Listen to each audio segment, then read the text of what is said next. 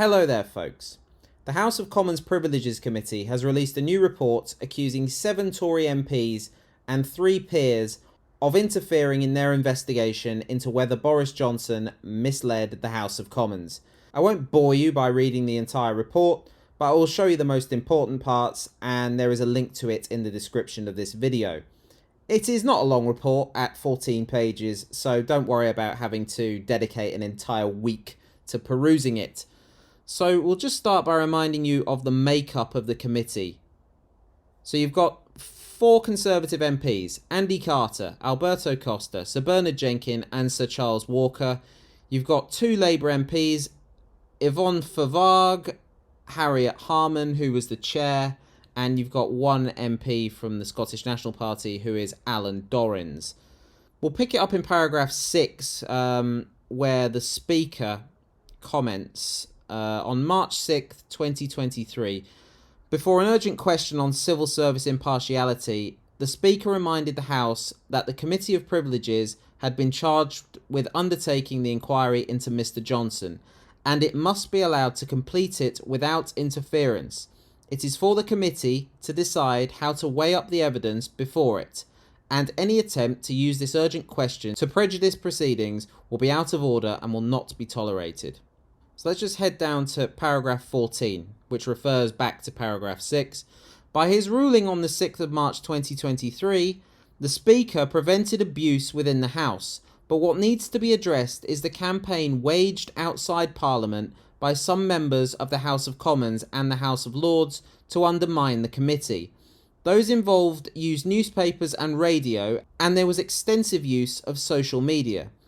There were many examples, but the committee is particularly concerned about attacks mounted by experienced colleagues, including a serving Minister of the Crown, a former Leader of the House, and a former Secretary of State for Digital, Culture, Media and Sport, and at least 3 members of the House of Lords, one of whom is the serving minister referred to above, who took it upon themselves to undermine procedures of the House of Commons.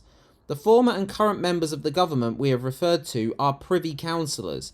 We have not catalogued every tweet or TV appearance, but have set out in an annex to this report some of the most disturbing examples of the coordinated campaign to interfere with the work of the committee. The annex includes the statements made by the individuals referred to above and of others who followed their example. This matter is made more difficult because 2 of the members mounting the most vociferous attacks on the committee did so from the platform of their own hosted TV shows. Attacks by experienced members are all the more concerning as they would have known that during the course of an investigation it was not possible for the Privileges Committee to respond to the attacks. Paragraph 15. Pressure was applied particularly to Conservative members of the committee. This had the clear intention to drive those members off the committee and so to frustrate the intention of the House that the inquiry should be carried out, or to prevent the inquiry coming to a conclusion which the critics did not want. There were also sustained attempts to undermine and challenge the impartiality of the chair, who had been appointed to the committee by unanimous decision of the House. Now let's read some of the examples they included in the report. 1st of September 2022, the Right Honourable Nadine Dories MP in the Daily Mail writes, "This expert legal opinion shows that the inquiry was a biased Kafkaesque witch hunt. It should now be halted before it does any more damage." March 3rd, 2023, the Right Honourable Nadine Dories MP on Twitter writes, "They have nothing. He protested his innocence all along and he was right. It was a gross miscarriage of justice at the very least." March 16th, 2023, the Right Honourable Priti Patel MP on GB News says, "How can a handful of members of Parliament in a committee, really be that objective in the light of some of the individual comments that have been made? I don't want to name the people, but, it is a fact. The lack of transparency, the lack of accountability. I think there is a culture of collusion, quite frankly, involved here." March 20th, 2023, the Right Honourable Jacob Rees-Mogg MP on GB News says, "The Privileges Committee is not even a proper legal setup. It has a gossamer of constitutional propriety thrown over it, but it is in fact a political committee against Boris Johnson." March 21st, 2023, Andrea Jenkins MP on Twitter writes, I hope to see him fully exonerated and to put an end to this kangaroo court. March 22nd, 2023, Right Honourable Jacob Rees-Mogg MP on BBC Radio 4, when asked whether he shared the view expressed by some of Mr Johnson's supporters that the process was a kangaroo court, said, "I think it makes kangaroo courts look respectable." March 23rd, 2023, Right Honourable Nadine Dories MP on Talk TV says, "I don't think there was ever a world in which this committee was going to find Boris innocent. The committee have demonstrated very clearly that they have decided early on to find him guilty. The committee knew that they had not a shred of evidence to prove that he misled with intent. They changed the rules, lowered the bar, and inserted the vague term reckless into the terms of reference. Boris Johnson will be found guilty by this kangaroo court. There is no doubt about that. And that in itself will be a disgraceful and possibly unlawful conclusion with serious reputational consequences." June 9th, 2023, Brendan Clark-Smith MP on Twitter writes, "Tonight we saw the end of a parliamentary witch hunt which would put a banana republic to shame. It is the people of this country who elect and decide on their MPs. It's called democracy and we used to value it here. Sadly, this no longer appears to be the case." June 9th, 2023, Michael Fabricant MP on Twitter writes, "Serious questions will need to be asked about the manner in which this investigation was conducted. These were no jurists, as was apparent by the tone of the examination. The question of calibre, malice and prejudice will need to be answered now or by historians." June 9th, 2023, Mark Jenkinson MP on Twitter writes, "When the witch hunt has been forgotten, future generations will look back in astonishment." June 9th, 2023, the Right Honourable Lord Goldsmith on Twitter, when retweeting a tweet calling the inquiry a witch hunt and kangaroo court, stated, "Exactly this. There was only ever going to be one outcome and the evidence was totally irrelevant to it." And finally, June 15th, 2023, the Right Honourable Nadine Dories, yet again on Twitter, writes, "We also need to keep a close eye on the careers of the Conservative MPs who sat on that committee. Do they suddenly find themselves on chicken runs into safe seats? Gongs? Were promises made? We need to know if they were. Justice has to be seen to be done at all levels of this process." And now finally we have the Conservative Post email campaign. And it says here, "An example of selective pressure brought to bear on Conservative members of the committee was the email campaign instigated by the Conservative Post website, urging those members to stand aside from the committee and alleging that the inquiry was, quote, deeply flawed, biased and unfair," unquote. Two members of the House of Lords, whose peerages were conferred on the recommendation of Boris Johnson, were among over 600 people who emailed committee members using the template email devised by Conservative Post. Conservative Post is the online magazine of the Conservative Democratic Organisation, whose president is Lord Cruddas and whose vice president is Lord Greenhalgh. On Tuesday, 14th of March 2022, shortly before the oral evidence session with Mr Johnson held on the 22nd of March, Conservative Post contained the following article. "Dear members, we need your help to protect the integrity of our political system and the Conservative Party. As you may know, 4 Conservative MPs are currently taking part in a Labour-led investigation into former Prime Minister Boris Johnson. We believe that this investigation is deeply flawed, biased and unfair, and is bringing both Parliament and our party into disrepute. We believe that all 4 Conservative MPs should step down from this Labour-led Privileges Committee immediately. This will send a strong message that we will not tolerate politically motivated attacks against our party and that we stand firmly behind our elected representatives. We urge you to take action today by completing the form below to let the 4 Conservative MPs know that you want them to step away from this biased investigation. Your voice matters and we need your support to ensure that our party and our country are protected from politically motivated attacks. As soon as you fill in your details and click submit below, your email will shoot off to all 4 Conservative MPs. Let's make a stand. Thank you for your continued support." And that was written by Claire Boulevant, you may remember from a previous video. where I said I'm not sure whether I'm pronouncing her name correctly and I didn't give a shit. Well, I still don't give a shit. So there we are. Right, good. So, and the letter, which was sent to all 4 Tory MPs on the committee, was to Andy Carter, Alberto Costa, Bernard Jenkin and Charles Walker.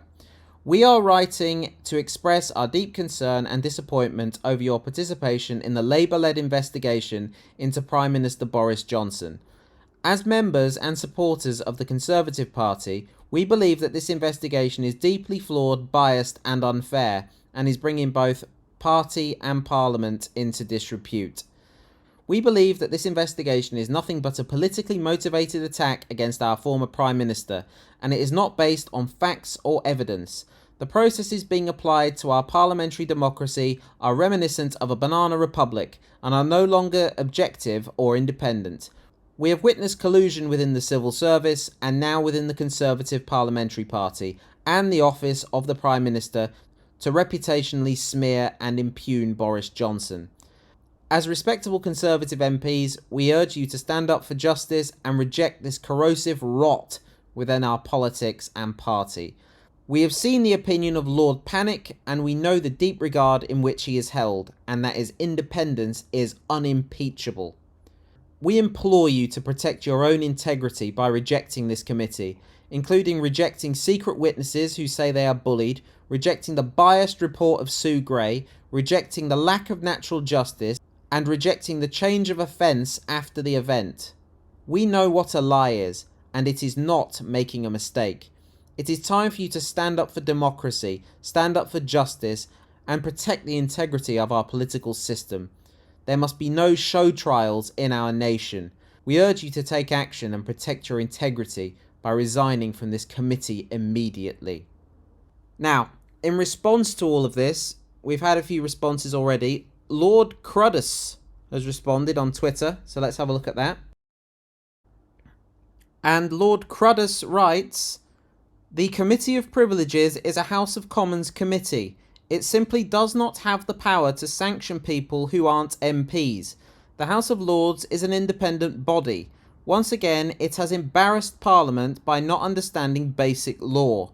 The idea I intimidated a committee of supposedly grown-up individuals is a nonsense.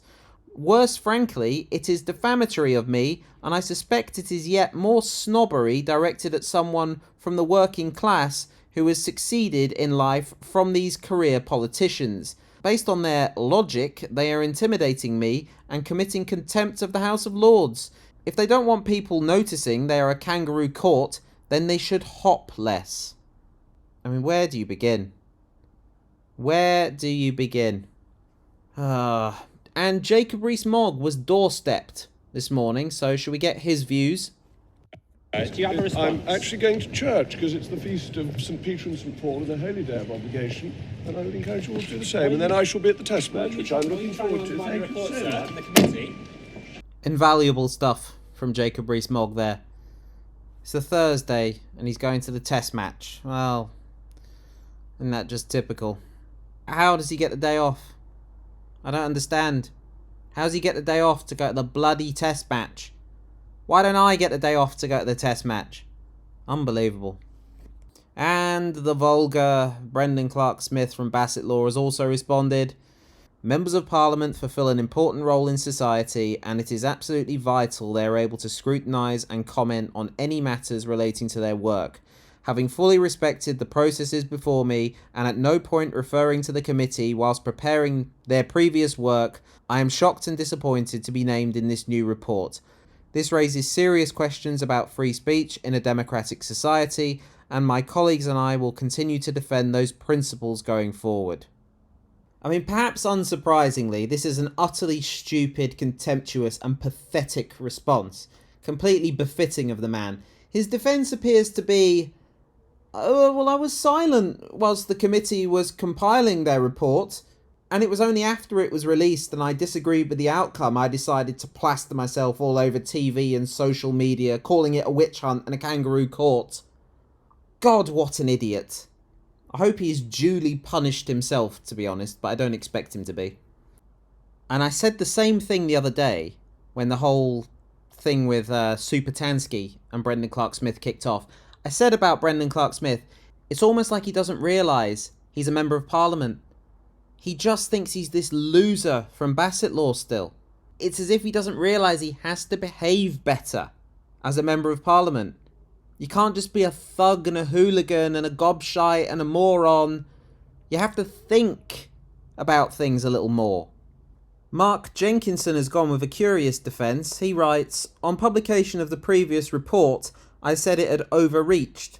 Prior to publication, I had not referred to the committee. Yet, in another perfect example of gross overreach, the committee used a tweet that did not refer to them and was about the media witch hunt of Boris Johnson.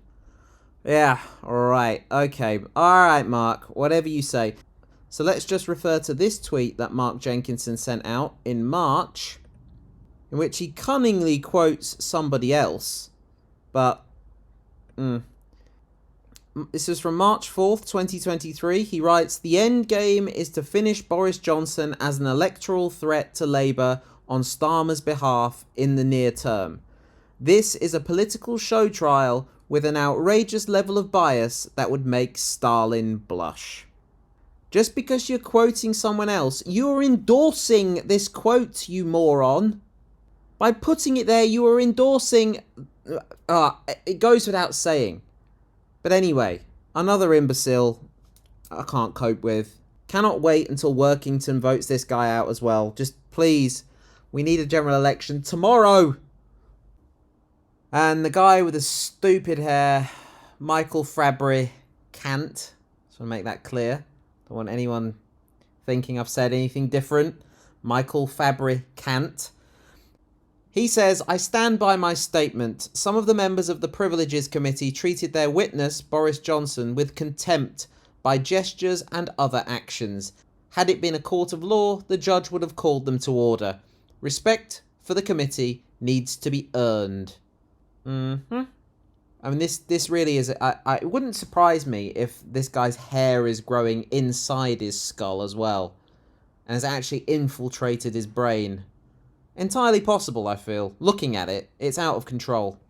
And finally, we will look at the response of the Labour Party, because you're not going to hear a peep from Rishi Sunak or the front bench, because they have no backbone. In a statement on it, Thangam Debonair, the shadow leader of the Commons, said, quote, Rishi Sunak has allowed senior members of his own party to undermine and attack Britain's democratic institutions. This includes a serving government minister and 2 former cabinet ministers. It's yet another example of the Prime Minister's weakness and failure to hold his own ministers to high standards that Zach Goldsmith is still a government minister. It's time Rishi Sunak condemned his Conservative colleagues who have sought to override Parliament's standard system to get one of their own off the hook. He must accept the committee's damning conclusions and make time for MPs to approve the report in full, unquote. And that seems like a good place to end, because Rishi Sunak is a coward and he will likely not comment on this at all. The media will attempt to put something to him and he will back into a corner with his pre-rehearsed script like the coward he is. But there we are. Alright, cheers for watching. Take care of yourselves, and I'll catch you again soon.